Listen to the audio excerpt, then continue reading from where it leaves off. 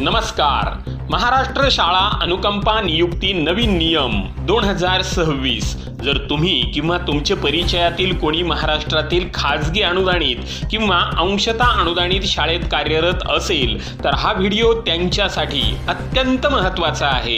अनुकंपा नियुक्तीबाबत शासनाने घेतलेल्या एका मोठ्या निर्णयाबद्दल आज आपण बोलणार आहोत.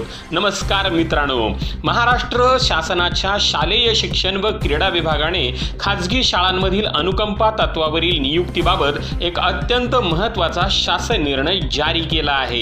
यामध्ये जुन्या नियमांमध्ये स्पष्टता आणून उमेदवारांना कसा न्याय मिळेल याबद्दल सविस्तर गाईडलाईन्स देण्यात आलेल्या आहेत. या निर्णयानुसार खाजगी अनुदानित व अंशतः अनुदानित शाळांमधील शिक्षक आणि शिक्षकेतर कर्मचाऱ्यांच्या वारसांना अनुकंपा नियुक्तीचा लाभ मिळवून देण्यातील अडचणी दूर करण्यात आल्या आहेत. शिक्षण संचालक आणि शिक्षण उपसंचालक यांच्या स्तरावर आता या प्रक्रियेवर थेट नियंत्रण असणार आहे. अनेकदा अनुकंपा नियुक्तीसाठी संस्था स्तरावर दिरंगाई होत असल्याच्या तक्रारी येत होत्या, पण आता नवीन नियमानुसार जर एखाद्या संस्थेत पद रिक्त असेल तर त्यांना अनुकंपा उमेदवाराला प्राधान्य द्यावेच लागेल. जर संस्था चालकांनी यात टाळाटाळ केली तर त्यांच्यावर शिस्तभंगाची किंवा दंडात्मक कारवाई करण्याची तरतूद देखील यात करण्यात आली आहे.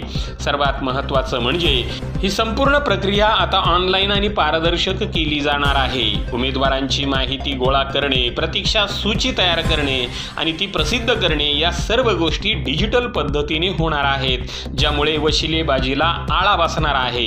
या शासन निर्णयाच्या शेवटी शासनाने अधिकृत अर्जाचा नमुना, परिशिष्ट आणि रिक्त पदांची माहिती भरण्यासाठी प्रपत्र अ आणि प्रपत्र ब जोडले आहे.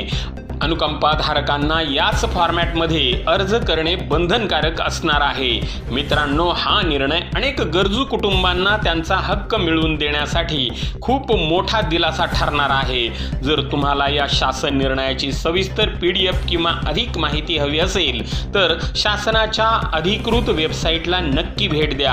हा व्हिडिओ जास्तीत जास्त शिक्षक आणि गरजू उमेदवारांपर्यंत नक्की शेअर करा.